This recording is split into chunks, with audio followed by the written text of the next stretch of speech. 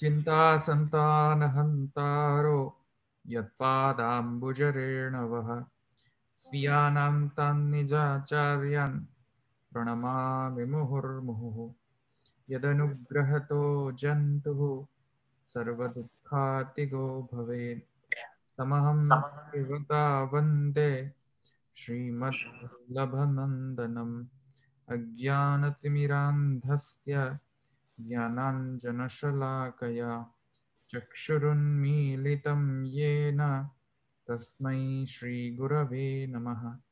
नमामि हृदये शेषे लीलाक्षिराब्धिशायिनं लक्ष्मीसहस्रलीलाभिः सेव्यमानं कलानिधिं चतुर्भिश्च चतुर्भिश्च चतुर्भिश्च स्त्रभिस्तथा षड्भिर्विराजते योऽसौ पञ्चधा हृदये मम।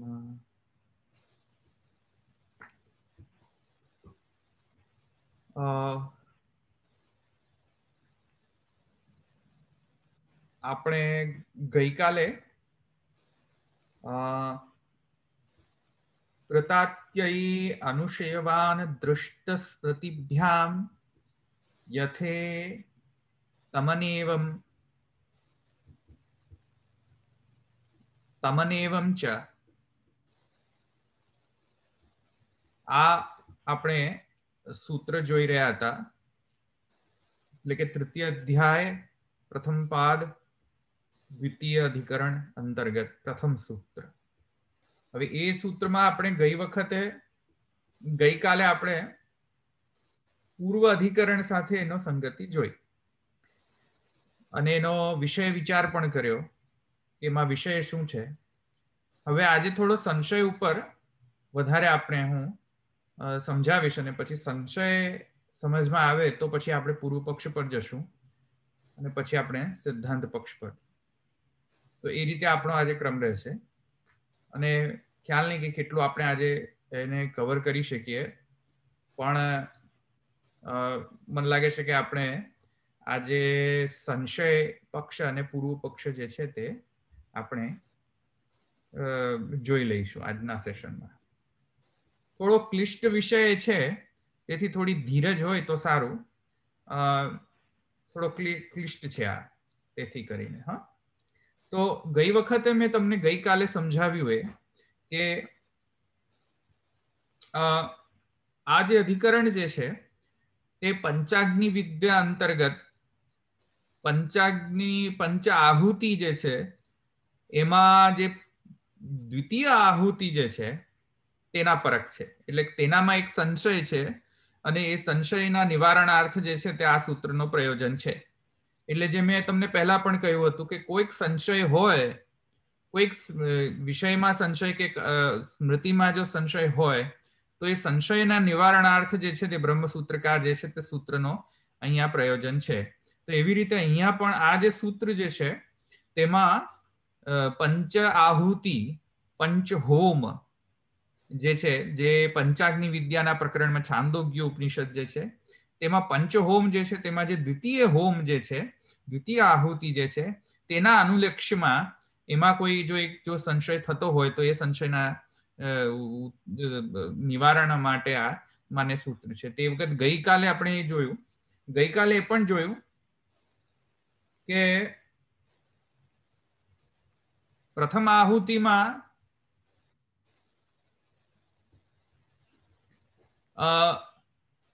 જે દેવ જે છે, જે જીવના મૃત્યુ બાદ નિષ્કામ કર્મ પણ બ્રહ્મજ્ઞાન રહિત જે જીવ જે છે તેના શરીરના મૃત્યુ બાદ દેવ જે છે તે પંચાગ્નિ વિદ્યા અનુસાર ધૂમ માર્ગે જ્યારે જીવ જે છે તે અનુસરણ કરતો હોય ત્યારે ધૂમ માર્ગેણ જે છે તે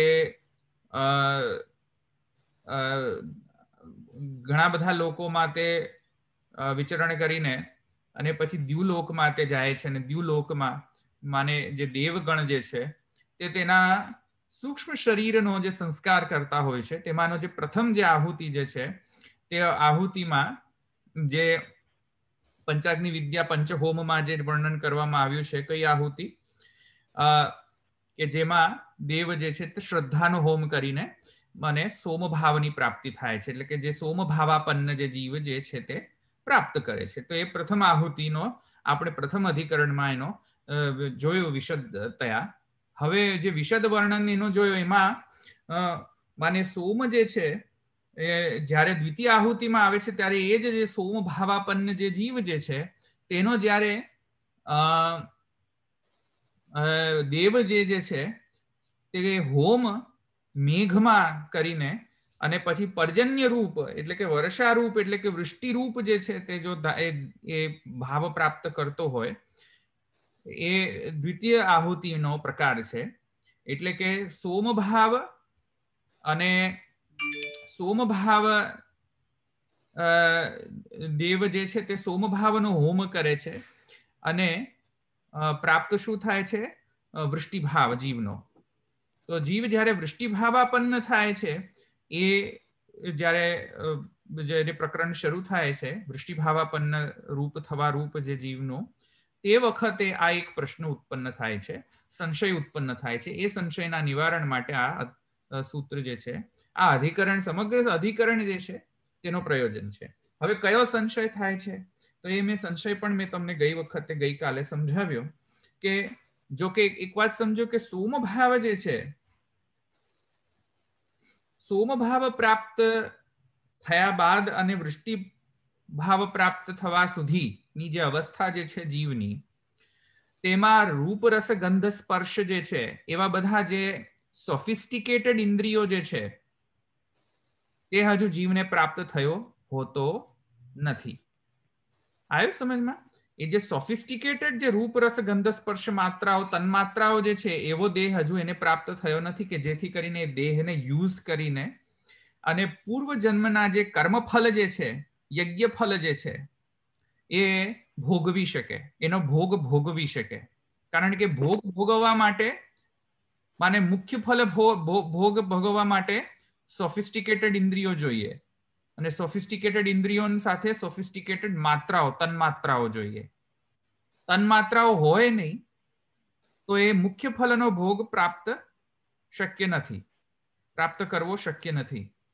તેથી મહાપ્રભુજી અહીંયા કહે છે કે કેમ કે પેલી વૃષ્ટિ ભાવાપન્ન સુધીની જે અવસ્થા છે તેમાં તો એનો જીવ જે છે એને કોઈક વિશેષ એવો સોફિસ્ટિકેટેડ દેહ પ્રાપ્ત હજુ થતો નથી કે જેમાં રૂપ રસ ગંધ સ્પર્શ ઇત્યાદિનો જે છે માને એમાં હોય, એની એબિલિટીઝ હોય કે જેથી કરીને એ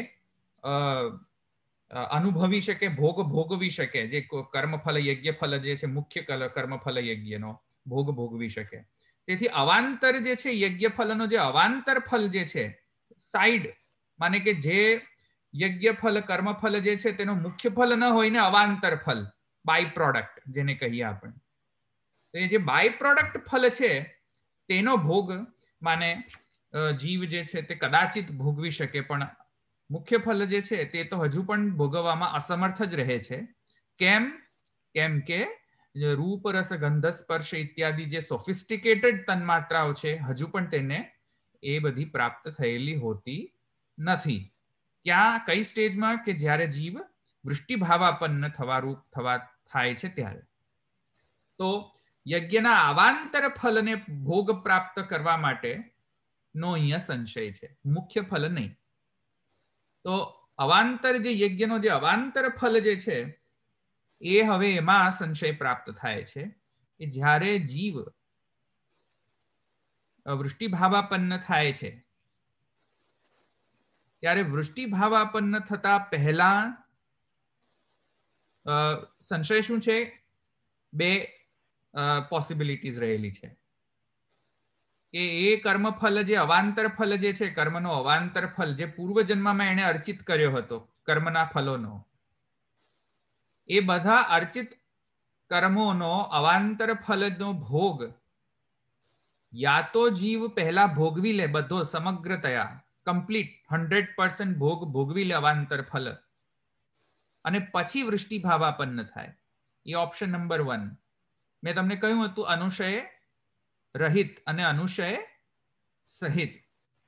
તો જ્યારે હું એમ કહી રહ્યો છું કે કર્મફલન જે અવાંતર ભોગ જે છે એ સર્વ કાંઈ ભોગવાઈ જાય એના અનંતર જ વૃષ્ટિભાવાપન્ન થાય એવો જો પક્ષ હોય, એવો પક્ષ જો હું રાખું તો એને આપણે શું કહીશું? અનુશય રહિત પક્ષ. આવ્યું સમજમાં? અનુશય રહિત એટલે કે બધું ભોગ ભોગવાઈ જાય, ભોગાનંતરમ અવાંતર ફલો જે એને પૂર્વજન્મમાં અર્ચિત કર્યા છે એ બધું ભોગવાઈ જાય પછી જ એની વૃષ્ટિભાવાપન્નતા થાય છે. એ ઓપ્શન નંબર 1. આવ્યું સમજમાં? અને એ ઓપ્શનને આપણે શું કહીશું? અનુશય રહિત. હવે બીજો જે ઓપ્શન જે છે, કયો ઓપ્શન હોઈ શકે? બીજો ઓલ્ટરનેટિવ. બીજો ઓલ્ટરનેટિવ હોઈ શકે એનો ઓપોઝિટ. શું? કે નહીં, અવાંતર ફલ જે છે તેનો સમગ્રતયા ભોગ તો ભોગવાતો નથી, એની પહેલા જ વૃષ્ટિભાવાપન્ન થઈ જતો હોય છે જીવ. આવ્યું સમજમાં? તો એને શું કહીશું આપણે? અનુશય સહિત. અનુશય સહિત. તો પ્રથમ ઓલ્ટરનેટિવ શું છે? અનુશય રહિત.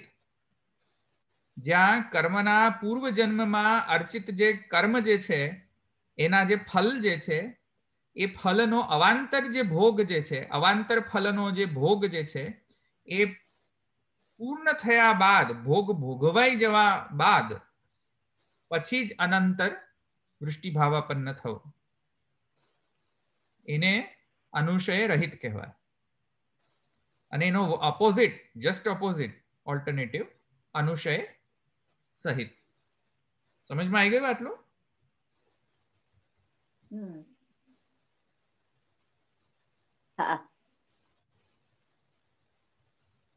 તો અનુશય સહિત, અનુશય રહિત. હવે આજ હું શબ્દોનો ઉપયોગ કરીશ વારંવાર. હવે એનો એક્સપ્લેનેશન હું નહીં કરું.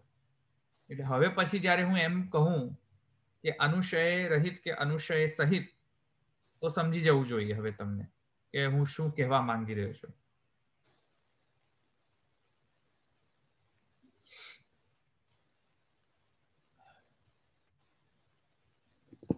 અહીંયા કોઈને પ્રશ્ન છે? ધવલભાઈ, ક્વેશ્ચન પૂછું? હા. એમાં આપણે જે પહેલી જે આહુતિ હતી એમાં જો જે શ્રદ્ધાનો હોમ કરે ને પછી બીજી આહુતિમાં આવ્યો તો આપણે સૌથી પહેલા આપણે જોયું કે નિષ્કામ કર્મ કરે છે તો એને પહેલી જ આહુતિ મળે છે. તો પછી બીજા આપણે જે આહુતિમાં આવ્યા તો ફરતી એકદમ નિષ્કામ કર્યા તો કર્મ ફરતી ક્યાંથી ભોગવવા પડે? એ પહેલાના કર્મની વાત કરે છે. પહેલી આહુતિ એ પહેલાના જે કર્મ છે નિષ્કામ કર્મ કર્યા ને જે વખત એના સાથે, જેના જ્યારે એના સાથે દેહ હતો, એના પાસે, એ જીવ પાસે, તો એ દેહ જ્યારે એના પાસે હતો ત્યારે એને કોઈક પ્રકારના કર્મ કર્યા હશે. આવ્યું સમજમાં? તો એ દેહના ધારણ કરવાથી જે કંઈ પણ ધારણ કરીને એને જે કર્મો કર્યા એ જન્મમાં, એ જન્મોના સંચિત જે કર્મો જે છે એ બધા કર્મોનો ભોગ, સારા નરસા બંને કર્મોનો ભોગ એને ભોગવવો તો પડશે જ ને. બરાબર. તો એ ભોગવવા નંતર એ ભોગ થઈ જાય, ભોગવાઈ જાય, પછી એને બીજો જન્મ થાય છે, એટલે કે વૃષ્ટિભાવાપન્ન થાય છે. એ એ બધા ભોગ ભોગવવાનો એટલે કે 100% ભોગવાઈ જાય એવું જરૂરી નથી. એના પછી એના એ ન થાય છતાં પણ વૃષ્ટિભાવાપન્ન થાય છે. એ અહીંયા સંશય છે.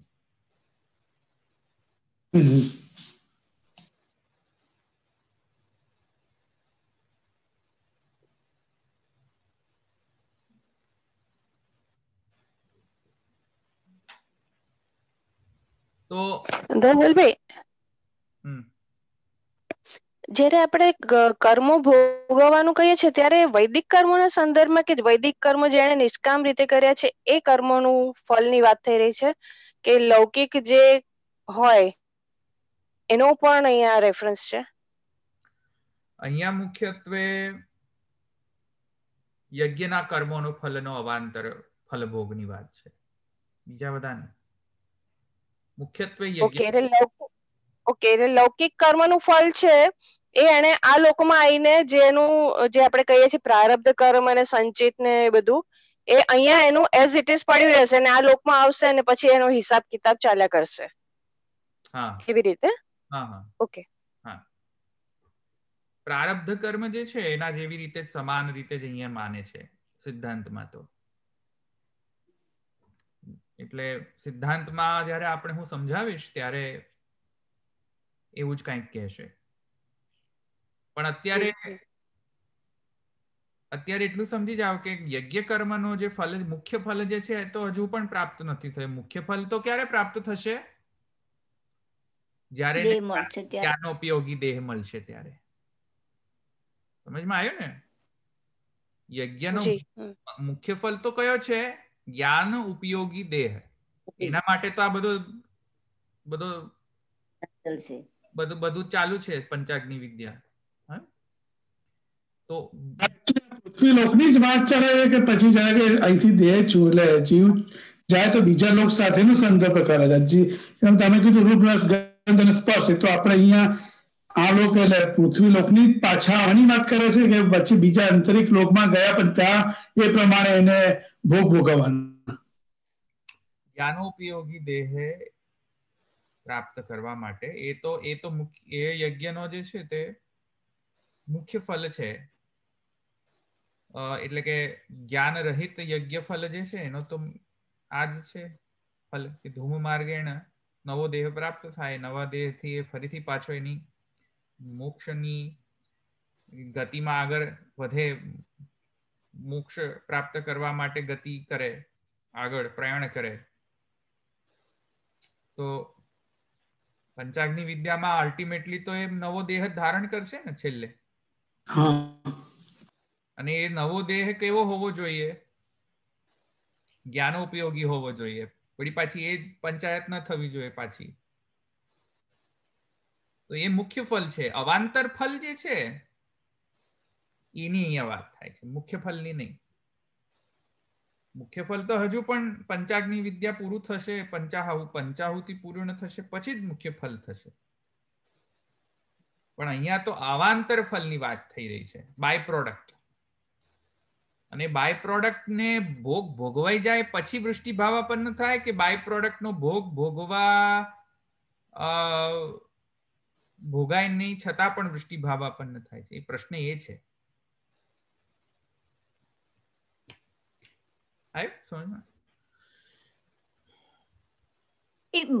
બાય પ્રોડક્ટ એટલે કેવી જાતના ફળ હોય? નિષ્કામ કર્મ કર્યું હોય તો બાય પ્રોડક્ટમાં કઈ જાતના ફળ મળે?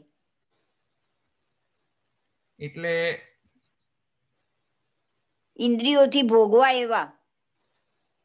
એટલે ઇન્દ્રિયોથી તો ભોગવા એવા હોય જ નહીં ને બાય પ્રોડક્ટ. કે હું એટલે જ તમે કહી રહ્યો છું કે જ્યારે સોમભાવ પ્રાપ્ત થાય ને જીવને, સોમભાવમાં કોઈ પણ પ્રકારની પંચતન માત્રાઓ નથી હોતી એ સ્ટેજમાં જીવ સાથે. રાઈટ. સૂક્ષ્મ શરીર હોય, સૂક્ષ્મ શરીર હોય છે.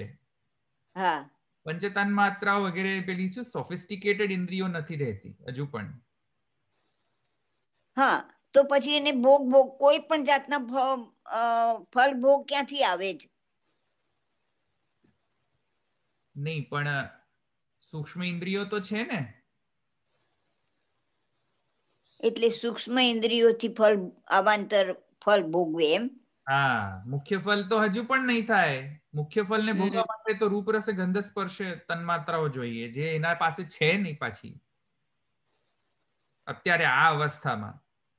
હા, પણ અવાંતર ફલ ભોગવવા જેવી સૂક્ષ્મ ઇન્દ્રિયો છે એવું થયું. હા, અવાંતર ફલ ભોગવવા માટે સૂક્ષ્મ ઇન્દ્રિયો રૂપ છે એના પાસે હજુ પણ. ઓકે.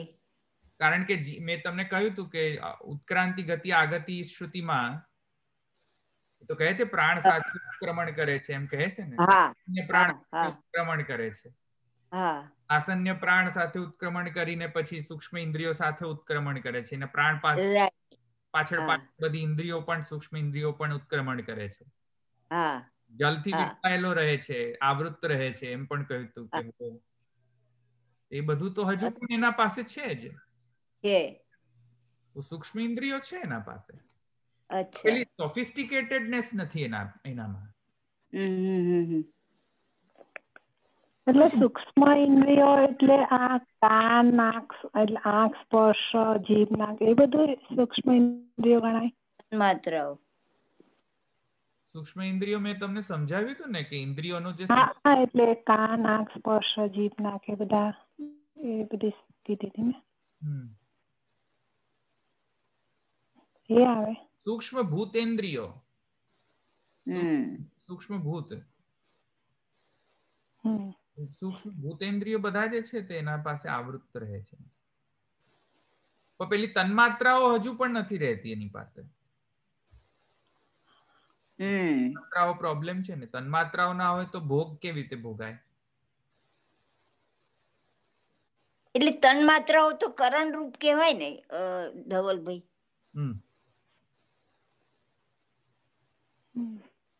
એના વગર કેવી રીતે ભોગવાય? બરાબર. તો સદવાસ હવે પૂર્વ પક્ષે શું કહે છે? જો ધવલભાઈ એક મિનિટ, કાલે તમે ચંદ્રભાવનું કીધું હતું ને કે જીવને એમ કે ચંદ્રભાવ પ્રાપ્ત થયો છે પ્રાપ્ત, એટલે એમ કે ઇન્દ્રિયોથી એ ફળ ભોગવે, વૃષ્ટિ થાય પેલા કે ના ભોગવે, એના માટે આજે તમે કહ્યું અનુસય રહિત, અનુસય સહિત, તો એ ચંદ્રભાવનું કાલ જે કહ્યું હતું ને એમાં તમે ઇન્દ્રિયોની વાત સમજાવી હતી ને કાલે.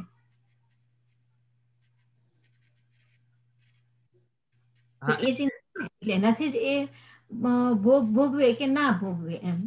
એટલે આથી દૈવિક કહી શકાય ને? નહીં, એટલે એમાં ચંદ્રભાવ પ્રાપ્ત થાય તો એનામાં એ કેપેબિલિટીઝ આવતી હોય છે કે જે ચંદ્રલોકમાં જઈને તે કોઈ પણ ભોગ ભોગવી શકે. તો પણ સૂક્ષ્મ જે શરીર જે છે એનો એ તો એની સાથે જ રહે છે ને, ચંદ્રભાવ હોય કે ના હોય. એ આપણે જોયું હતું ઉત્ક્રાંતિમાં પણ કે શરીર તો એના સાથે જ રહે છે, એના સાથે જ ઉત્ક્રાંતિ કરે છે. પણ ચંદ્રભાવ એ એટલે સંસ્કૃત ના થાય. ચંદ્રભાવ જે છે પ્રથમ સ્ટેપ છે સંસ્કારનો એનો. તો ચંદ્રભાવ માને ચંદ્રભાવ ન થાય ત્યાં સુધી તો અવાંતર ફલ ભોગનો પણ એનામાં થોડો પ્રોબ્લેમ હોય છે, ભોગવી નથી શકતો. કારણ કે પહેલી સ્ટેજ છે ને, ફર્સ્ટ સ્ટેજ તો કેવી રીતે ભોગવે? જ્યારે એને કોઈક લોક પ્રાપ્ત થાય ત્યારે તો એ ભોગવી શકે કઈક વસ્તુ.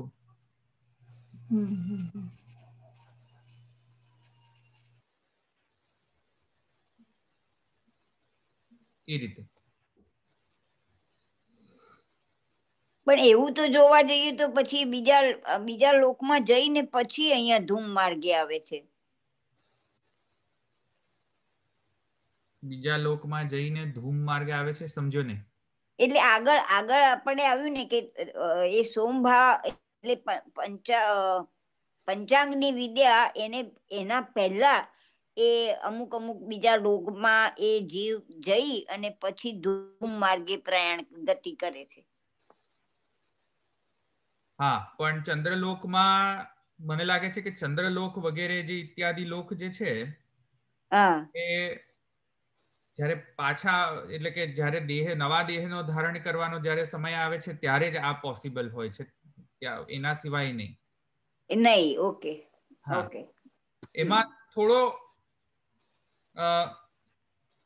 સંશય તો આવી શકે છે કે એના પહેલા પણ કેમ નહીં. જે ગઈકાલે મને લાગે છે નૈનાબેને કહ્યું હતું, મારા હિસાબથી કેમ નહીં, કેમ કે એમાં સોફિસ્ટિકેટેડ જેવી રીતે રૂપ રસ ગંધ સ્પર્શ તન્માત્રાઓ, જે સોફિસ્ટિકેટેડ રૂપ રસ ગંધ સ્પર્શ માત્રાઓ નથી અવેલેબલ રહેતી, તેવી રીતે કદાચિત એ જ્યારે અવસ્થા એની હશે સોમભાવ પહેલાની અવસ્થા, પહેલાની અવસ્થા. ત્યારે પણ કદાચિત એ પોસિબલ નહીં હોય કે જે ભોગ અવાંતર ફલ પણ ભોગવી શકે. ભોગવી શકે. ઓકે. એટલું મારું માનવું છે, પણ એનો જરા ઊંડો અભ્યાસ હજુ કરવો પડે, જેથી કરીને પરફેક્ટ જસ્ટિફિકેશન આપણે ફાઇન્ડ કરી શકીએ. મને એમ લાગે છે, પણ these are good questions. એ બાવાને પણ આપણે પૂછી શકીએ છીએ. તો એ આપણે પૂછી શકીએ છીએ. સારા ક્વેશ્ચન્સ છે. ચંદ્રલોકમાં તો પિતૃઓ વાસ કરે ને, એટલે પિતૃઓ તો ભોગ ભોગવે જ છે ને. 15 દિવસે ખાય છે, પીવે છે, બધું કરે જ છે. હા, તો પાછું મ્યુટ ખુલી ગયું એમનું ખોલ્યું. હવે મ્યુટ. અચ્છા, ખોલ્યું. ઓકે, હવે આપણે પૂર્વ પક્ષ જોઈએ. પૂર્વ પક્ષ કહે છે, મુખ્યત્વે પૂર્વ પક્ષ શું કહે છે જોઈ લો, પછી આપણે એનો ભાષ્યમાં જશું. મુખ્યત્વે પૂર્વ પક્ષ શું કહે છે કે અનુશય રહિત જ જીવ જે છે વૃષ્ટિભાવાપન્ન થાય છે. પૂર્વ પક્ષે એમનું કહેવું છે અનુશય રહિત. અનુશય રહિત એટલે કે ભાઈ બધા અવાંતર ફલનો ભોગ ભોગવાઈ જાય પછી જ સોમભાવથી વૃષ્ટિભાવમાં એની ટ્રાન્સફોર્મેશન થાય છે, પ્રમોશન થાય છે. નહીં તો એ પ્રમોશન થતું નથી એનું. સમજમાં? આ સમય વન લાઇનર પૂર્વ પક્ષ. એટલે પૂર્વ પક્ષ શું કહે છે કે અનુશય રહિત વૃષ્ટિભાવાપન્ન થાય છે. એટલે બધું કર્મફલ ભોગ, એટલે કે અવાંતર, બધો સમગ્ર અવાંતર કર્મફલ ભોગ જીવ ભોગવી લે. કશું પણ ભોગવવાનું અવશિષ્ટ બાકી ન રહે, પછી જ એ પ્રમોશન થાય છે એનો વૃષ્ટિભાવાપન્ન થવાનો. અને સિદ્ધાંતિ કહે છે કે નહીં, એમ નહીં, અનુશય સહિત વૃષ્ટિભાવાપન્ન થાય છે. સમજમાં આવ્યો? આટલો આ વન લાઇનર છે. હજુ તો આગળ આપણે જોશું પૂર્વ પક્ષ. અનુશય રહિત પૂર્વ પક્ષ અને અનુશય સહિત ઉત્તર પક્ષ. થોડોક શું છે કે થોડો બોરિંગ ટોપિક છે. આવ્યું ને સમજમાં? થોડો બોરિંગ છે અને થોડો ક્લિષ્ટ પણ ટોપિક છે. અને ઇટ ઇઝ નોટ એટલો બધો એક્સાઇટિંગ પણ ટોપિક નથી આ, કે એને આપણે જાણીને કંઈક આપણે એને માણી શકીએ. આપણા રોજબરોજની જિંદગીમાં આપણે એને માણીએ છીએ કે એટલો એક્સાઇટિંગ પણ નથી. થોડો બોરિંગ ટોપિક છે આ. હવે શું થાય, હવે સમન્વય અધ્યાયમાં બધું એક્સાઇટિંગ હતું, બધું અવિરોધાધ્યાયમાં તો એનાથી પણ એક્સાઇટિંગ હતું. પણ હવે આ સાધના અધ્યાયમાં થોડો કર્મનો જે પ્રકરણ છે એ થોડો બોરિંગ છે. એ આપણે એપ્લિકેબલ નથી પાછું, એટલે થોડું વધારે બોરિંગ લાગે. ભક્તિ માર્ગ, ભક્તિ સાધનમાં જશું ને આપણે, જયારે ભક્તિ એઝ અ સાધન આપણે જોશું ત્યારે આપણામાં એ એપ્લિકેબિલિટી આવશે. કારણ કે આપણે કોઈ કર્મ તો કરતા નથી, આપણે કોઈ યજ્ઞ કરતા નથી, તો આપણને ત્યાં કશું એપ્લિકેબલ જ નથી આ. એટલે થોડું બોરિંગ લાગે. પણ એ હવે સહન કરો. હવે જયારે આપણે મીઠું ખાવું હોય, સ્વીટ સાથે સાથે થોડુંક તીખું પણ, હા, કડવું પણ ખાવું પડે પછી થોડું. ધવલભાઈ, વૈદિક કર્મ આપણે જોઈએ છે એની સાથે જ્ઞાન અને સાધક થાય છે, તો એ રીતના બીજો પણ પાછળ આપણે એવું જોઈશું કે જ્ઞાન માર્ગમાં આગળ જાય, ત્રીજે ભક્તિ, એવી રીતના હોય છે. સમજમાં ના આવે પ્રશ્ન, ફરીથી કહો. આપણે અત્યારે વૈદિક કર્મ તરીકેની ગતિ કેવી રીતના થાય છે જીવની, એનું જોયું. વૈદિક કર્મ માર્ગમાં એવી રીતે જ્ઞાન માર્ગમાં પણ એની ગતિ હોય છે જીવની, કે જે જ્ઞાન માર્ગમાં માનતા હશે એ લોકોનું તે અલગ રીતે જ્ઞાનમાં, ભક્તિ માર્ગ હોય છે. તો એ જીવની ગતિ જે જ્ઞાન માર્ગમાં એની અલગ રીતે થાય, એવી ના હોય છે. જ્ઞાન માર્ગ, પ્યોર જ્ઞાન માર્ગ જેમાં કર્મ નથી હોતો, એટલે કે યજ્ઞ કર્મ નથી કરવામાં આવતા, એ બધાનો તો અન્ય જ સ્થિતિ રહે છે, આવી સ્થિતિ નથી રહેતી. લય જ થઈ જાય, જ્ઞાનથી લય થઈ જાય.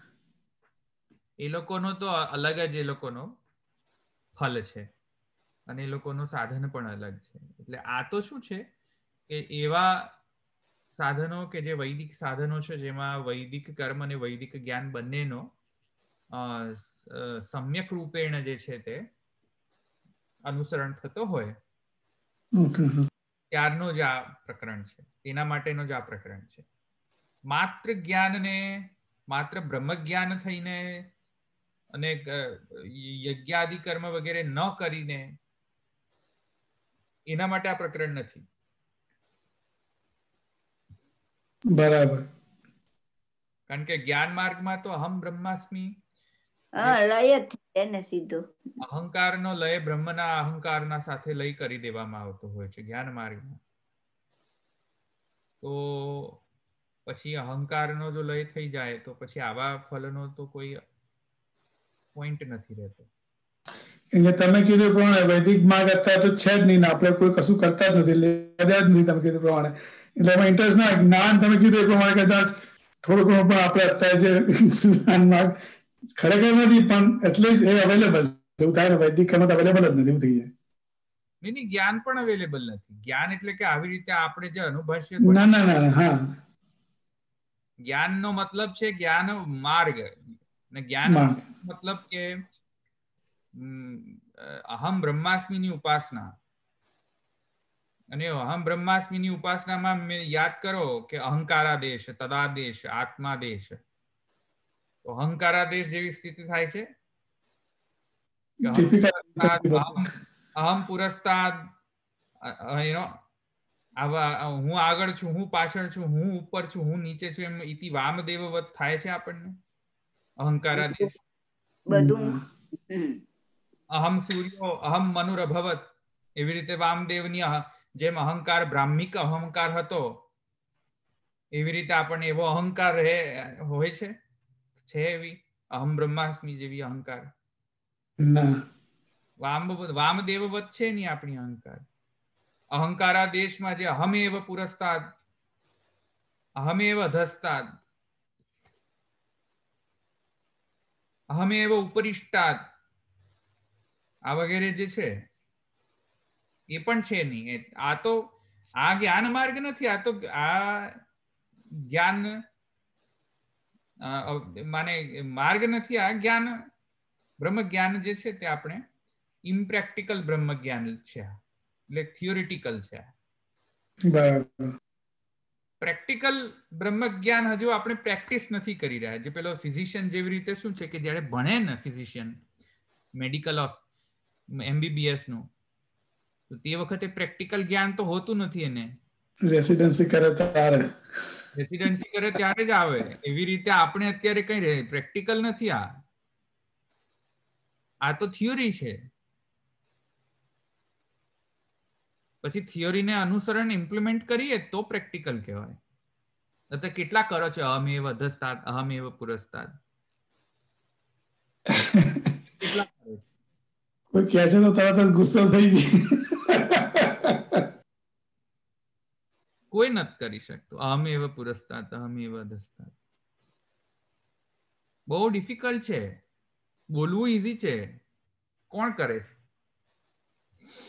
બરાબર, ડિફિકલ્ટ ઇમ્પ્લિમેન્ટ કરવું. એટલે એ તો આપણે એપ્લિકેબલ નથી. એ પણ આપણે કયું એપ્લિકેબલ છે? ભક્તિ માર્ગના જે સાધનથી ફલ પ્રાપ્તિ થાય છે, ભક્તિ માર્ગીય ફલ, એ આપણે એપ્લિકેબલ છે. આપણને આ એપ્લિકેબલ જ નથી. આ અધિકરણમાં જેટલું પણ છે બધું કશું એપ્લિકેબલ નથી આપણને, કારણ કે આપણે વૈદિક કર્મ કરતા જ નથી. આવ્યું સમજમાં? અગ્નિહોત્ર કરીએ છીએ, સોમયજ્ઞ, નિરૂઢ પશુ યજ્ઞ કરીએ છીએ, કશું કરતા નથી. દીક્ષિત છે જ નહીં. દીક્ષિત છીએ, યજ્ઞમાં દીક્ષા જરૂરી છે યજ્ઞ કરવા માટે, દીક્ષિત નથી. ઉપનીત નથી, દીક્ષિત નથી. તો ઉપનીત નથી, યજ્ઞના દીક્ષા નથી લીધી, યજ્ઞ કરતા નથી, તો આ બધું આપણે એપ્લિકેબલ થાય જ નહીં, છે જ નહીં. એટલે થોડું બોરિંગ છે આ. પણ સમજો, કારણ કે પાઠ્યક્રમમાં છે તો કરી લો. હવે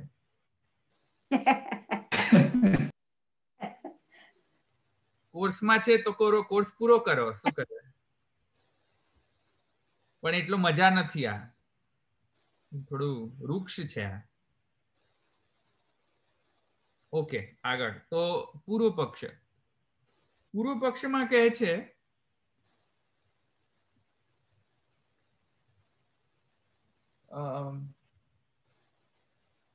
સદ્વાસનયા અગ્રિમ જન્મની સદાચાર યુક્ત એવ સ્યાદિતિ આચારહીનમ ન પુનનંતિ વેદાઃ ઇતિ બાધ ઉપલબ્ધેઃ અતો વિચાર ઉચિતઃ તત્ર અવાંતર ફલસ્ય અવશેષે અવાંતર ફલત્વમ બાધા જ્ઞાનોપૈક શરીર ભાવાદેવ સદાચાર સિદ્ધેઃ પ્રયોજનાભાવાચ્ચ નિરઅનુશય એવ વૃષ્ટિભાવમ પ્રાપ્નોતિ ઇતિ એવં પ્રાપ્તે. આ પૂર્વ પક્ષ આટલો છે. પૂર્વ પક્ષી શું કહે છે?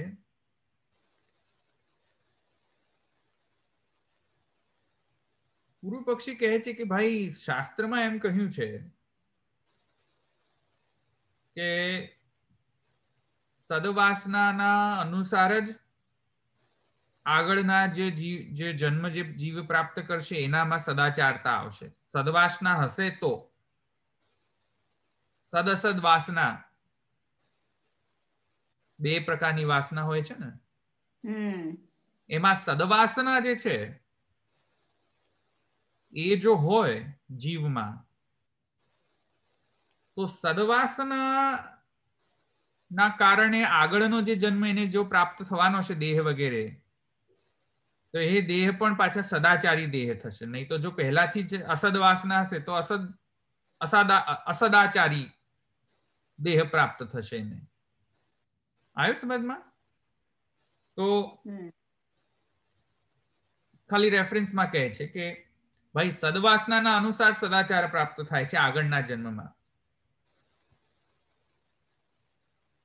અને જો એમ ન માનીએ, સદવાસનાથી સદાચારતા પ્રાપ્ત થાય છે એમ જો ન માનીએ, તો કહે છે આચારહીનમ ન પુનનંતિ વેદાઃ. જો સદાચાર જ જો સિદ્ધ નહીં રહે એનામાં, તો પેલો જ્ઞાનોપયોગી દેહ ને વગેરે વગેરે કઈ રીતે પ્રાપ્ત થશે? કેમ કે પેલું સદાચાર જ નહીં હોય એનામાં, આચારહીન જ હશે, તો કર્મ તો બાજુમાં રહ્યું, એને જ્ઞાન પણ નહીં પ્રાપ્ત થાય. તો પેલી આગળ જવાની પ્રોસેસ જ બંધ થઈ જશે એની. મોક્ષોગામીની જે છે પ્રયાણ થવાની જે સ્થિતિ એની, એમાં ઉલટી દિશાએ પ્રયાણ કરશે, સાંસારિક અવસ્થામાં પ્રયાણ કરશે. આગળ જવાના બદલે પાછળ જશે, જો એમ ન માનીએ તો. સદવાસના અને સદાચાર જો ન માનીએ તો. અને એમ કે છે આચારહીનમ ન પુનનંતિ વેદાઃ. અને આચારહીન જે છે તેને વેદ પણ શુદ્ધ નથી કરી શકતો. આચારહીન જે છે તે.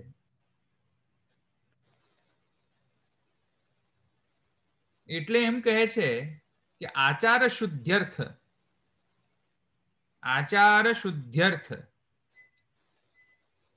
પૂર્વ પક્ષી શું કહે છે કે આચારની શુદ્ધિ એટલે કે નેક્સ્ટ જન્મમાં એ સદાચારી થાય. તેથી કરીને બધા અવાંતર ફલનો ભોગ એને કરવો જ પડશે, પછી જ એને આગળ વધાશે, વૃષ્ટિભાવાપન્ન થશે.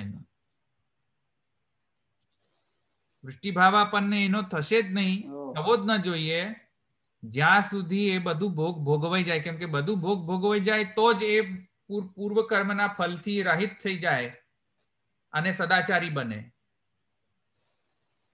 અને સદાચારી જો બનશે તો આગળ વેદ એનો કંઈક કરી શકશે ઉદ્ધાર નેક્સ્ટ જન્મમાં. તેથી પૂર્વ પક્ષી કહે છે કે ભાઈ આ વાત રાખો ધ્યાનમાં કે જો કર્મફલ અવશેષ રહી જાય, શેષ રહી જાય માનો, અને એના પહેલા જ વૃષ્ટિભાવાપન્ન થઈ જાય એની,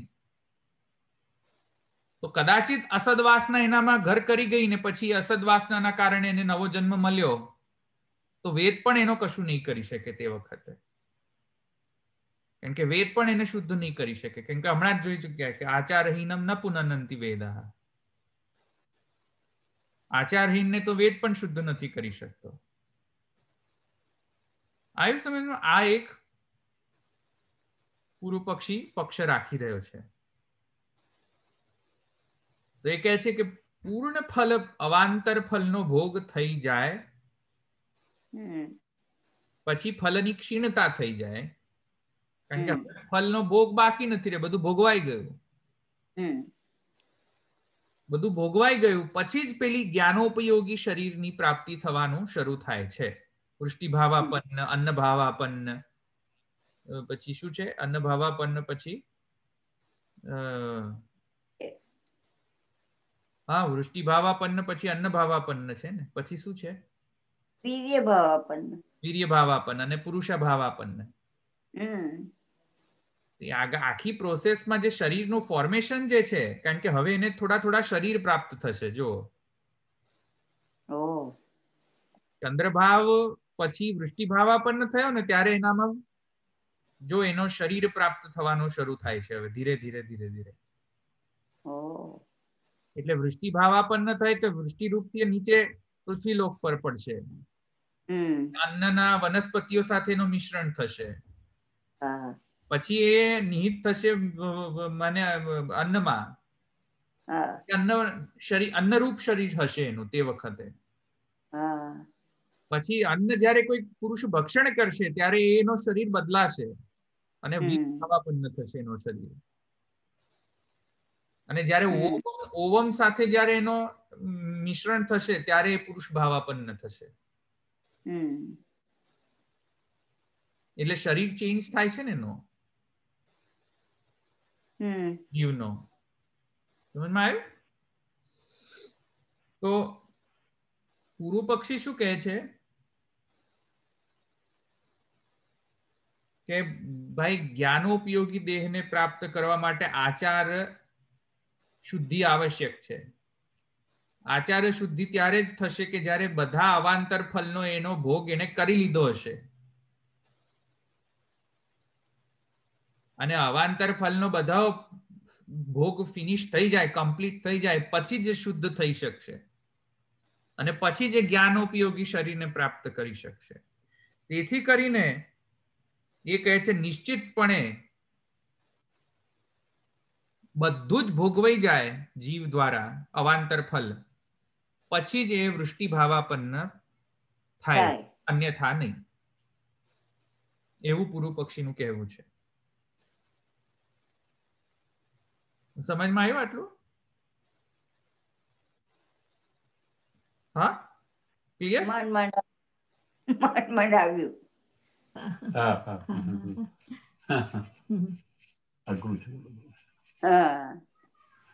એટલે આ સદાચાર કીધું ધવલભાઈ, એટલે એ શું, એને શું સમજવાનું? એટલે કર્મ અસદ વાસના રહી ગઈ હોય ને પૂર્વજન્મની, તો પૂર્વજન્મની અસદ વાસના કન્ટિન્યુ જો કરે તો અસાદાચારનો પણ કોઈક પ્રકારનો પ્રસંગ આવી શકે છે નવા દેહમાં. અચ્છા. તો કન્ટિન્યુ જ ન રાખો એમ કહે છે પૂર્વ પક્ષી, કહે છે કે ભાઈ ડોન્ટ લેટ ધ અસદ વાસના કન્ટિન્યુ ઇન ધ નેક્સ્ટ શરીર. પૂર્વ પક્ષી કહે છે કે ભાઈ એને ફિનિશ કરવા દો, જે અસદ વાસના કર્મનો ફલનો ભોગ જે છે બધો એને કરી લેવા દો, ભોગવી લેવા દો બધું જ, પછી જ એને નવો શરીર પ્રાપ્ત કરે ને એવી આખી પ્રોસેસ ફોર્મ કરો. જેથી કરીને પછી આપણને વળી પાછી એની એ પંચાયતમાં ના પડે પાછો કે ભાઈ સાહેબ ફરી પાછી એક અસદ વાસના આવી ગઈ, પાછી શરીરમાં આવી ગઈ ને ભાઈ શરીર એ શરીરથી હવે જ્ઞાનો ઉપયોગી તો શરીર ન રહ્યો, વ્યર્થ થઈ. એટલે પંચાયતમાં ન પડે એટલા માટે કહે છે. સમજમાં આવ્યું?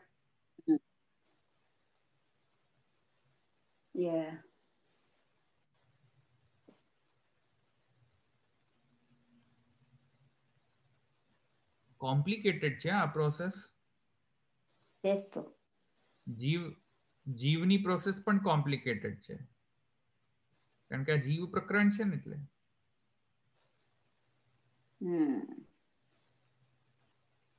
હવે ઉત્તર પક્ષ.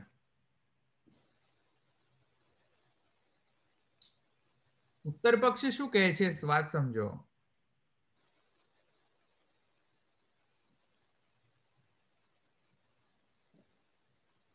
કે હંમેશા એવું જરૂરી નથી. ઉત્તર પક્ષી શું કહે છે કે હંમેશા એવું જરૂરી નથી કે કર્મફળ નો ભોગ બધો ઝીરો થઈ જાય, બધા કર્મફળોનો નાશ થઈ જાય પછી જ એનો અસદવાસના જતી હોય છે. એવું જરૂરી નથી. કેમ કે એક્ઝામ્પલ આપે છે, અને એક્ઝામ્પલ લૌકિક એક્ઝામ્પલ આપે છે. લૌકિક એક્ઝામ્પલમાં શું આપે છે? એક્ઝામ્પલમાં એક તો લૌકિક એક્ઝામ્પલ આપે છે ને બીજો સ્મૃતિનો એક્ઝામ્પલ આપે છે. સ્મૃતિ શાસ્ત્રમાં પણ આવું કહ્યું છે, અને લૌકિક એક્ઝામ્પલ થી પણ એ જસ્ટિફાય કરે છે. એટલે મહાપ્રભુજી બંને રીતે જસ્ટિફાય કરે છે. એક તો લોકમાં એમ થાય એવું જોવા મળે છે, અને બીજું સ્મૃતિ શાસ્ત્રમાં આવું પ્રમાણ મળે છે, આવું માનવામાં.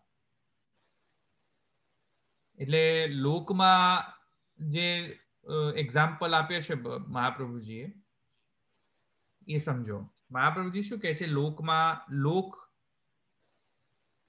લૌકિક વ્યવહારમાં પણ આપણે આવી રીતે જોઈ શકીએ છીએ. કઈ રીતે જોઈ શકીએ છીએ? તો મહાપ્રભુજી કહે છે કે ધારો કે કોઈક ભગવત ભક્ત છે,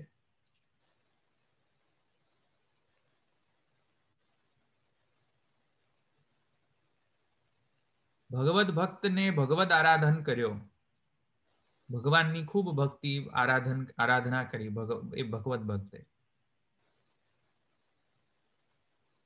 દેહ ધારણ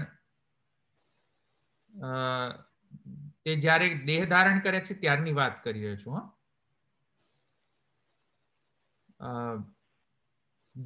વિદેહ ભક્તિ નહીં, વિદેહ એટલે કે દેહ રહિત ભક્તિ નહીં. અહીંયા લોકમાં વિદ્યમાન છે, દેહ છે એના સાથે, અને ભગવત ભક્તિ કરી રહ્યો છે.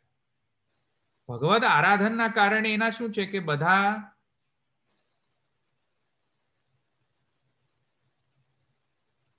ભોગના જે સાધનો જે છે, ઇન્દ્રિયો વગેરે, કે જેના કારણે કદાચિત ફ્યુચરમાં એનાથી કોઈક માને અસદવાસના જેવા કોઈ કર્મો થઈ જાય કદાચ, એવા બધી ઇન્દ્રિયો શુદ્ધ થઈ જતી હોય છે. કેમ કે ભગવદ આરાધના કરે છે તો એની ઇન્દ્રિયો શુદ્ધ થઈ ગઈ. આપણે જોઈ શકીએ છીએ નિરોધની સ્ટેટમાં, ફોર એક્ઝામ્પલ, કે સર્વાત્મ ભાવની સ્ટેજમાં, કે જ્યારે એની બધી ઇન્દ્રિયો ભગવદાત્મક થઈ જતી હોય છે, ત્યારે પછી એ બધી ઇન્દ્રિયો કોઈ વખત માને ભાગવતમાં કહ્યું છે ધાવન નિમિલ્યવા નેત્રે નસ્ખલે ન પતે દિહ. જ્યારે ભગવત ભક્ત જે છે ભક્તિની સિદ્ધ થઈ જતી હોય છે ત્યારે ધાવન નિમિલ્યવા નેત્રે, એ ભક્તિ રૂપી હાઈવે પર આંખ મીચીને જો દોડે તો પણ એ ગંતવ્ય સ્થાન પર પહોંચી જતો હોય છે. આંખ મીચીને દોડે મતલબ, આંખ મીચીને દોડે એટલે કે વિધિ વિધાન પણ એને હવે બાધ નથી કરતા, કેમ કે એની ઇન્દ્રિયો શુદ્ધ છે. આવ્યું સમજમાં? ભક્તિ દ્વારા એની જે ઇન્દ્રિયો જો શુદ્ધ થઈ ગઈ હોય તો એવી ઇન્દ્રિયોથી હવે અસદ વાસના તો એનાથી નહીં થાય. સિદ્ધાવસ્થાની વાત કરી રહ્યો છું, સાધન અવસ્થાની નહીં. ભક્તિની સિદ્ધાવસ્થાની વાત. આપણા જેવાઓ નહીં કે જે હજુ પણ સાધન અવસ્થામાં જ છે. હું એવા લોકોની વાત કરી રહ્યો છું કે જેની સિદ્ધાવસ્થા છે, ભક્તિ સિદ્ધ છે. તો એવા સિદ્ધ ભક્તિ ભગવત ભક્તો જેનામાં ભક્તિ સિદ્ધ છે એ બધાની તો ઇન્દ્રિયો શુદ્ધ છે. તો શુદ્ધ ઇન્દ્રિયોમાં ધાવન નિમિલ્યવા નેત્રે, ભલે ને એ ઇન્દ્રિયોથી હવે એનાથી વિધિ વિધાનોનું ઉલ્લંઘન પણ જો કદાચિત થઈ જાય તો પણ એને બાધ નથી કરતો. એના મોક્ષ સ્થાન પર પહોંચી જ જતો હોય છે, ગંતવ્ય સ્થાન પર. તો એવી રીતે મહાપ્રભુજી શું કહે છે કે વ્યવહારમાં પણ કોઈક એવો ભગવત આરાધન કરીને, ભગવત ભક્તિ કરીને પોતાની ઇન્દ્રિયો શુદ્ધ કરી લે, જો કરી લે, છતાં પણ પ્રારબ્ધ કર્મ જે છે એનો પહેલાનો કર્મ, સમજમાં આવ્યો ને? પ્રારબ્ધ કર્મ, તો પ્રારબ્ધ કર્મ જે છે એના ભોગનો સાધક શરીર તો પાછો એને નિભાવવો જ પડશે. એક વાત સમજો, એઝ્યુમ કરો કે મને કોને એક્ઝામ્પલ, મારો જ એક્ઝામ્પલ લઈ લો, ચાલો મને જ હું પોતાની જાતને જ હું એક્ઝામ્પલ ગણું. એટલે એક્ઝામ્પલ તયા, દ્રષ્ટાંત તયા જ કહી રહ્યો છું, ખરેખરમાં નહીં. દ્રષ્ટાંત તયા જેમ કે મને, ચાલો મને ભગવત ભક્તિ સિદ્ધ થઈ ગઈ. સિદ્ધાવસ્થામાં મારી બધી ઇન્દ્રિયો શુદ્ધ થઈ ગઈ. For just time being consider it, જો કે છે નહીં પણ કન્સિડર કરી લો, એઝ્યુમ. હવે સિદ્ધાવસ્થાની અંદર બધી ઇન્દ્રિયો જો મારી શુદ્ધ થઈ ગઈ હોય અને કોઈ પણ કર્મ છે, બધા કર્મોનો કેમ કે શાસ્ત્ર એમ કહે છે કે ભક્તિના કારણે બધા જ કર્મનો લોપ થઈ જાય છે, બધા કર્મનો ફલ જે છે કોઈ અવશેષ બાકી નથી રહેતો, બધું નષ્ટ થઈ જાય છે. કોઈ પણ માને ફલે ભોગવવાનો કોઈ પણ પ્રસંગ આવતો નથી, કેમ કે ભગવત ભક્તિ જે છે તત્કાલ મુક્તિ થઈ જાય છે. તો તત્કાલ મુક્તિ થઈ જતી તો મારો દેહપાત થઈ જવો જોઈએ અત્યારે ને અત્યારે જ. જેમ કે રાજા આસ્કરણ, તો સર્વાત્મ ભાવ સિદ્ધ છે. સર્વાત્મ ભાવ સિદ્ધ છે, તેથી કરીને હવે એમની ઇન્દ્રિયો તો શુદ્ધ છે, એમની ઇન્દ્રિયો શુદ્ધ છે અને કર્મફલનો પણ નષ્ટ થઈ ગયો. જો એમ માનો, બધો જ બધાય કર્મોનો ફલનો નષ્ટ થઈ ગયો એમ માનો, તો રાજા આસ્કરણનો દેહપાત તે જ ક્ષણે થઈ જવો જોઈતો હતો. કેમ કે દેહ ચાલે છે જ કેમ? દેહ ચાલે છે એનો મતલબ કે કંઈક કર્મફલ રહી ગયો છે પાછો. આવ્યું સમજમાં? જો એમ માનો કે ભક્તિના કારણે બધા જ કર્મોનો ફલનો નાશ થઈ જતો હોય છે તે ક્ષણે, તો એ ક્ષણે જ દેહપાત થઈ જાય જવો જોઈતો હતો. કેમ કે હવે તો ન મારા કોઈ કર્મ મારે ભોગવવાના બાકી છે, ન મારે પાપ કર્મોનો ભોગ ભોગવવાનો છે, ન મારે પુણ્ય કર્મોનો ભોગ ભોગવવાનો છે. જ્યારે પુણ્ય અને પાપ કર્મોનો બેલેન્સ થઈ જાય, ઝીરો ઇન થઈ જાય બંને, ત્યારે તો તત્કાલ મોક્ષ થઈ જવો જોઈએ તો મારો. પણ થતો તો છે નહીં, થાય છે એવી રીતે. એવા એક્ઝામ્પલ આપણને મળે છે વ્યક્તિઓના ચરિત્રોના કે જે લોકોને ભક્તિ સિદ્ધ છે, સર્વાત્મ ભાવ સિદ્ધ છે, નિરોધ અવસ્થા સિદ્ધ છે, છતાંય દેહ જ છે હજુ પણ એમનો દેહપાત થતો નથી. તો શું કારણ છે કે દેહપાત થતો નથી, દેહ હજુ પણ ધારણ કરીને રહે છે લોકો? શું કારણ છે? ગયા જન્મનું પ્રારબ્ધ. પ્રારબ્ધ કર્મ માટે પ્રારબ્ધ કર્મ. આય સમજમાં? તો મહાપ્રભુજી કહે છે કે પ્રારબ્ધ કર્મ વશાત જે છે આપણે જોઈ શકીએ છીએ કે આવા જે લોકોને તત્કાલ મુક્તિ પ્રાપ્ત થઈ જવી જોઈતી, તત્કાલ દેહનો પાત થઈ જવો જોઈતો હતો, એ બધા આપણને જોવા મળે છે કે પોતાના શરીરનો વ્યવહાર ટકાવે છે, પોતાના વસ્ત્રાદિ પહેરે છે, શરીરને ટકાવવા માટે બધો લૌકિક વ્યવહાર કરતા દેખાઈ રહ્યા છે આપણને. તેથી કરીને સમજમાં આવે છે કે કર્મ ફલ લેશ સર્વથા રાહિત્ય નથી. સર્વથા કર્મફળ જતો નથી હજુ પણ. કર્મફળ જે છે એ તો હજુ પણ કન્ટિન્યુડ છે. કેમ કે જો કર્મફળ 100% ઝીરો થઈ જાય, એટલે કર્મફળ એબ્સોલ્યુટ 0% થઈ જાય તો એ જ વખતે એનો દેહપાત થઈ જવો જોઈતો હતો, પણ થતો જ નથી. એવું ઘણા એક્ઝામ્પલમાં મળે છે. થતો હશે ફોર શ્યોર, જેનો કર્મફળ 0 થઈ જાય એનો તો થતો જ હશે, પણ ઘણા બધા એક્ઝામ્પલમાં એવું જોવા મળે છે કે સર્વાત્મ ભાવ સિદ્ધ હોય છે પણ છતાંય દેહ તો હજી કન્ટિન્યુ જ રહેતો હોય છે એમનો. તેવી રીતે બીજો એક્ઝામ્પલ, તેવી રીતે મહાપ્રભુજી શું કહે છે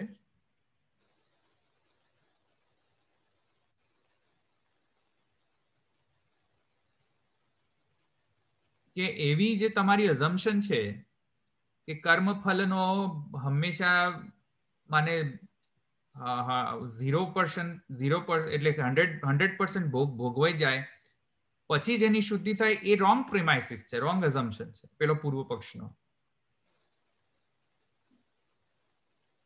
આપણે અંતઃગૃતા ગોપીજન નું ઉદાહરણ લઈ શકીએ ને? નહીં, ગમે તે, ઇટ્સ નોટ નેસેસરી અંતર્ગતા. It's like it can happen with anyone. Means it happens with everyone. Anyone and not everyone. No. I cannot say everyone, but it can happen to anyone.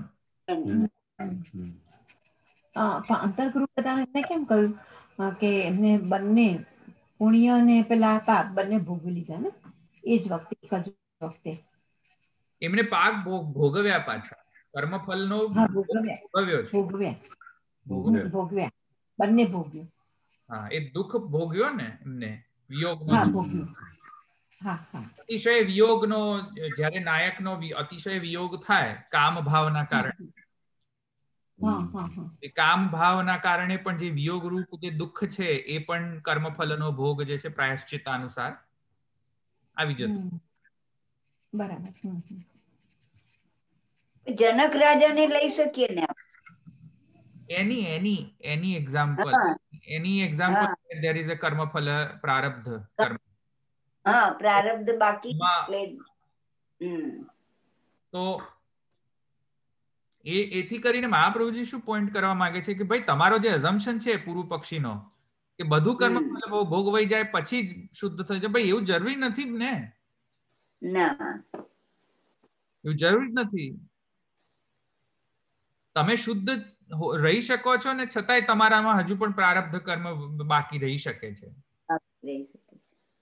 તેથી મહાપ્રભુજી શું કહે છે કે ભાઈ તમારો પ્રિઝમ્પશન જ રોંગ છે, અને પ્રિઝમ્પશન રોંગ છે તેથી કરીને એવું માની ન શકાય, એવું hard and fast rule apply ના કરી શકાય કે ભાઈ સાહેબ બધું ભોગવી લો પછી જ વૃષ્ટિભાવાપન્ન થશું, નહીં તો નહીં. એવું જરૂરી નથી. વૃષ્ટિભાવાપન્ન થાય છતાં એને પ્રારબ્ધ કર્મ વશાત એને ભોગવવું કદાચ પડે તો એમાં સો વોટ્સ રોંગ? સમજમાં આવ્યું ને?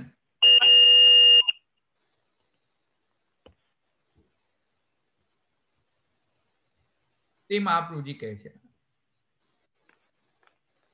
હવે સ્મૃતિનો જે રેફરન્સ મહાપ્રભુજી આપી રહ્યા છે તો આપણે કઈ નેક્સ્ટ ટાઈમ જોઈશું, તો સમય થઈ ગયો છે તો સ્મૃતિનો એક્ઝામ્પલ આપણે નેક્સ્ટ ટાઈમ જોઈશું. અહીં રાખીએ. દ્રઢૈન ચરણ કેરો ભરોસો, દ્રઢૈન ચરણ કેરો, શ્રી વલ્લભ નખ ચંદ્ર છટા બિના, સર્વ જગ માં જય અંધેરો ભરોસો, દ્રઢૈન ચરણ केरो, साधन और नहीं या कली में, जासो हो निवेरो, सूर कहा कहे विविध आदरो, बिना मोह भरोसो, द्रढ़ैन चरण केरो. श्री वल्लभाधीश की जय. श्री गोपीनाथ प्रभु चरण की जय. श्री साईं जी परम दयाल की जय. श्याम सुंदर श्री यमुने महारानी की जय. द्वारिकाधीश की जय.